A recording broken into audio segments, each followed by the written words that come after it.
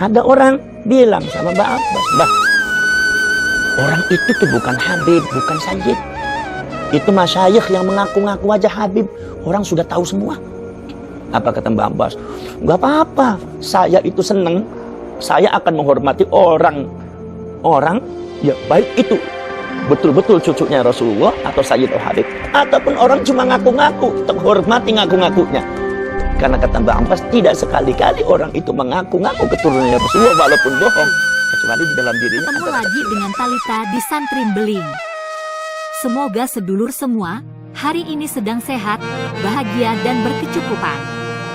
Yang hari ini sedang tidak bahagia, sedang tidak sehat, sedang tidak berkecukupan, Talita doakan, insya Allah besok keadaan berubah, jadi sehat, bahagia dan berkecukupan. Amin. Sholawat salam teruntuk Nabi besar Muhammad Sallallahu Alaihi Wasallam. Kita ini dimasukkan ke dalam golongannya dan kelak akan mendapatkan syafaat di yaumil akhir. Amin. Dijauhkan dari sifat yang tidak disukai Allah Subhanahu wa Ta'ala dan Nabi-Nya. Amin.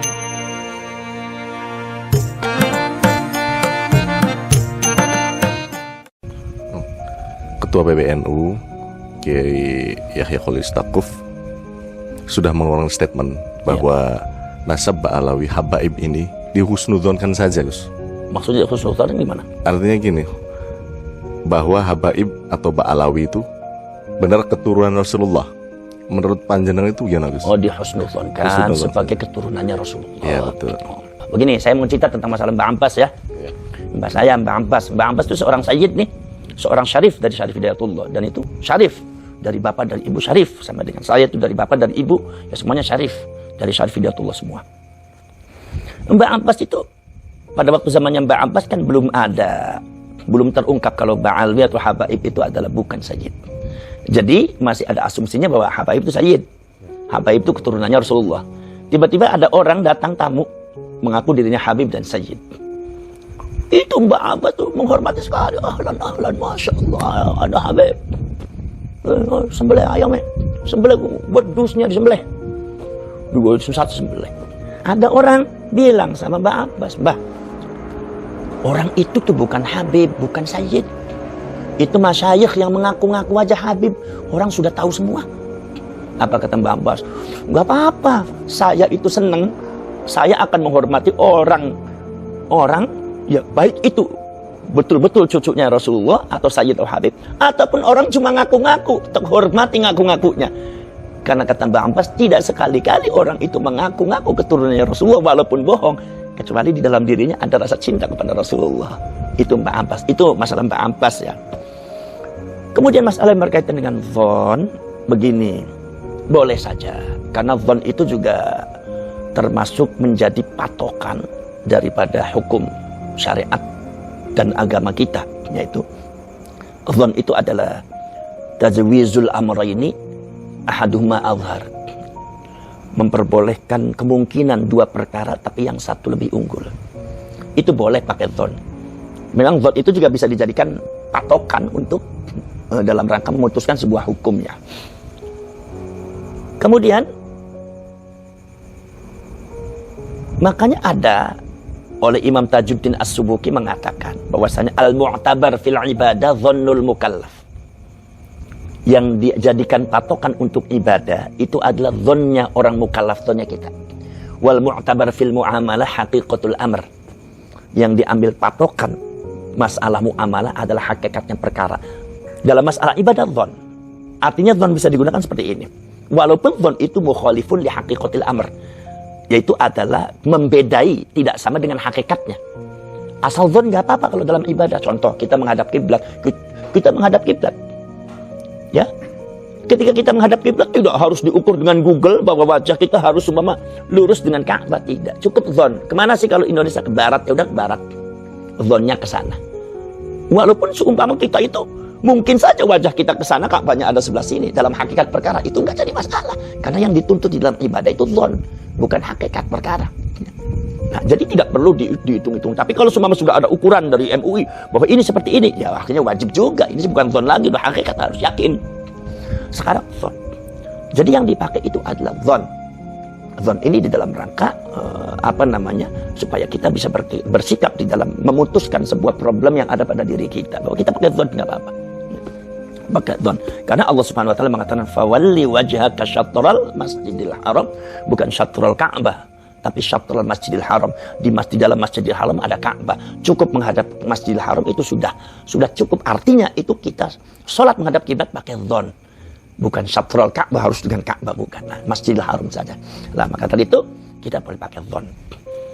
Tetapi penggunaan dzon ini nggak boleh sembarangan. Penggunaan dzon ini nggak boleh sembarangan. Ya, dzon ini di dalam hukum Islam ini kan termasuk kajian ijtihad, pembahasannya dalam fikih dan usul fikih. Itu dzon itu tidak boleh sembarangan. Sebab dzon itu harus bil amarah wal alamah. Harus dengan ciri-ciri dan tanda-tanda. Untuk mendapatkan dzon, karena dzon itu kan ahaduhuma adhar. Jadi minimal 51%. 51% asumsi masuk berarti dzon. Selain 51%, 49% disebutnya waham. Kalau sama-sama 50% disebutnya syak, ragu-ragu. Jadi untuk mendapatkan dzon yang 51% ini tidak bisa langsung. Jadi kalau seumpama kita bingung, ya, kita bingung, seumpama kita itu dalam satu daerah di mana kiblatnya kita nggak tahu, kita pakai dzon. Lah ketika kita pakai dzon tidak bisa langsung, oh dzon saya langsung sana, langsung Allah persana, nggak boleh. Tapi harus ijtihad dengan alamah, dengan amarah, dengan ciri-ciri, dengan tanda-tanda. Kita melihat bintang, kita melihat posisi gunung, kita melihat matahari, kita melihat tadi kita datangnya dari mana. Pokoknya amarah, ciri-ciri untuk mendapatkan dzon bahwa kiblat ini kemana. Lah ketika sudah dibaca ciri-cirinya, kita tentukan dzon saya kiblat ke sana. Lah berarti kalau ke sana itu dzon, lah kalau ke sini lawannya dzon, namanya waham. Dzon ada husnul dzon, waham tidak ada husnul waham. Ketika kita sudah mendapatkan dzon, maka waham tidak boleh dipakai, batil kalau dipakai. Lahwun wala'ib. Kalau Anda tetap memakai yang waham, berarti Anda bermain-main dalam masalah agama. Nah itu. Maka dari itu harus dibaca dulu. Contohnya lagi, contoh masalah yang berkaitan kita sholat. Sholat kita ini saya dapat 1 rakaat apa 2 rakaat? 1 rakaat belum. Dzonnya kemana? Dzonnya ke 2 rakaat, ya dapat 2 rakaat terusin. Tapi kalau syak ragu-ragu, syariat menentukan ambil yang yakin. Apa? 1 rakaat itu yakin. Untuk apa mengambil yang yakin? Untuk mendapatkan dzon. Dzon kita 4 rakaat. Walaupun hakikatnya mungkin kita sholat asar itu 5 rakaat, nggak jadi masalah. Karena yang dipakai dalam ibadah itu dzonnul mukallaf. Kira-kira bisa tangkap ya? Nah itu dzon. Termasuk contoh seperti ini. Untuk mendapatkan dzon ini, apakah 1-2 rakaat harus ijtihad, amarah kita. Diingat-ingat dulu. Ini kita tadi, macam ini kita gimana? Diingat-ingat dulu, dibaca dulu. Oh, ketika kita sudah syak ragu-ragu, tidak ada amarah yang muncul, baru kita mengambil yang yakin. 1, untuk mendapatkan dzon 4 rakaat. Walaupun hakikatnya bisa 5 rakaat, nggak usah jadi masalah. Ini kan. Nah, contoh lagi, seumpama masalah yang berkaitan dengan contohnya masalah yang berkaitan dengan tayamum. Orang tayamum itu ibadah atau toharo darurah, bersuci yang secara darurat. Ketika kita faktul ma'i tidak ada air, maka kita boleh tayamum. Sekarang apakah kita bisa langsung tayamum li faktil ma'i karena ketiadaan air? Begitu nggak ada air kita langsung tayamum aja di awal waktu? Nggak boleh. Kita harus mencari dzon dulu. Bagaimana mencari dzon? Lah ini dzonnya bagaimana? Dzonnu wujudil ma'i atau dzonnu adamil ma'i. Dzon adanya air atau dzon tidak adanya air. Bagaimana mencarinya? Ya bila amarah wal alamah, harus dicari ciri-ciri dan tanda-tanda. Ketika banyak pohon dan ini kampung ini adalah biasanya ada air, tapi kali ini nggak ada air. Tapi biasanya ada air. Jadi kemungkinan mungkin bisa juga kalau dicari ada air. Maka wajib tolabul ma'i, wajib mencari air. Tidak boleh langsung tayamum. Kenapa? Karena kita dzonnya adalah ada air. Ini yang dipakai dzon. Kecuali kalau seumpama kita itu dalam satu daerah, dzonnya adalah adamil ma'i, tidak adanya air. Karena kita semua ada di Timur Tengah atau di daerah yang gersang, ada batu-batuan, tidak ada air. Mencari pun udah dianggap percuma karena memang di sini biasanya tidak ada air, ya kan? Maka dzonnya adamil ma'i. Nah, dzon dipakai, tidak ada airnya. Maka dari itu boleh langsung tayamum di awal waktu. Ini pakai dzon. Jadi dzon itu harus bil amar wal alamat. Ya, Pak. Jadi nggak boleh sembarangan. Lah kemudian sekarang masalah yang berkaitan dengan habaib, nasabnya habaib, bagaimana bisa nggak husnudzon? Dilihat dulu amarohnya, alamatnya. Amaroh nasabnya habaib ini, ba'alwi ini, amaratul ittisal atau aratul inqita'. Ciri-cirinya terputus, apa ciri-cirinya nyambung atau ciri-ciri terputus? Kalau ciri-cirinya nyambung, berarti minimal 51% berdasarkan kajian data dan sejarah, nyambung 51%, maka kita boleh husnudzon. Artinya yang 49% kita bisa abaikan. Itu namanya husnudzon. Walaupun tidak hakikatul amr. Belum tentu hakikatul amr.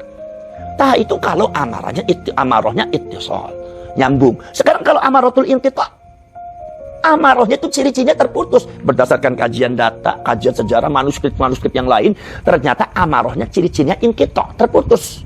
Berarti zonnya zon terputus. 50 satu ke atas terputus. Kalau seumpama amarohnya itu pada inqita' sehingga zonnya 51% itu terputus, berarti 49% sisanya itu namanya bukan zon, waham namanya. Dan waham, ingat, tidak ada husnul waham. Kalau panjenengan ngambil yang waham untuk patokan hukum dan sandaran, kalian laghun wala'ib, kalian bermain-main dalam masalah agama, itu batil.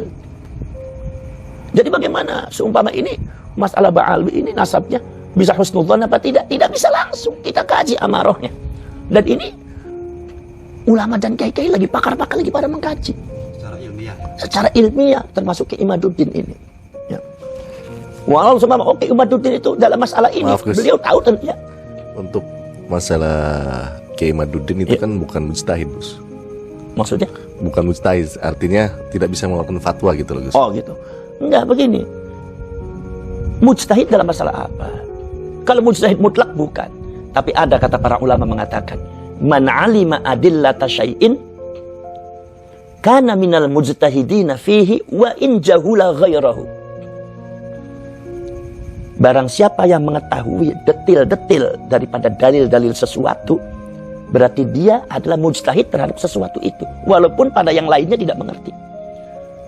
Jadi menurut pandangan saya, semacam Kiai Imaduddin dan Kiai Ihya, orang-orang yang muta'ahid, memfokuskan dirinya membahas, mengkaji tentang masalah ba'awi, ya dia minal mujtahidina fihi, minal mujtahidina fihi, termasuk mujtahid dalam masalah ba'awi. Jadi ya, Anda jangan mengatakan mujtahid itu banyak, ada mujtahid mutlak, ada mujtahid yang muntasib, ada mujtahid fatwa, ada mujtahid madhab, ada yang mujtahid dalam beberapa masalah. Jadi Anda tidak mau tahu ini mujtahid, ini bukan seperti itu. Kalau Anda nggak mengerti, jangan bicara. Itu kajiannya di ilmu-ilmu fikih dan usul fikih, dan itu ulama Nahdlatul Ulama semua paham semua masalah itu. Makanya nggak sembarangan agama itu. Lah itu jadi amarohnya, kembali ya masalah itu, amarohnya itu di apa inqita' apa ittisal. Ini para ulama termasuk Kiai Imaduddin, Kiai Ihya dan yang lainnya, menurut saya itu termasuk ulama-ulama dan ulama Muhammadiyah harus bersatu membahas itu di dalam rangka mencari amarah ini, amaratul ittisal apa inqita'. Tanpa kita condong ke sana condong ke sini, akhirnya dapatnya nggak jujur. Harus jujur. Kalau A, B, nyambung, nggak. Sehingga masyarakat ini dapat petunjuk dari pemerintahnya, dari ulamanya, dari kiainya, petunjuk yang benar, yang mustaqim, lurus, siratal mustaqim menuju agama Allah, sehingga mereka bisa bersikap. Terima kasih ya sahabat Tani Minimalis yang tadi sudah menonton video ini.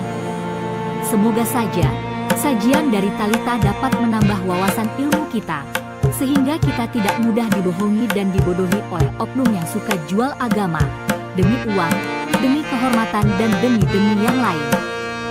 Padahal setahu kita berdasarkan tuntunan para ulama pewaris Nabi, semua apa yang kita lakukan, baik ucapan, tindakan dan perbuatan, semata-mata lillahi ta'ala, karena Allah semata. Talita sudahi dulu ya. Sampai ketemu di video yang lainnya. Wassalam.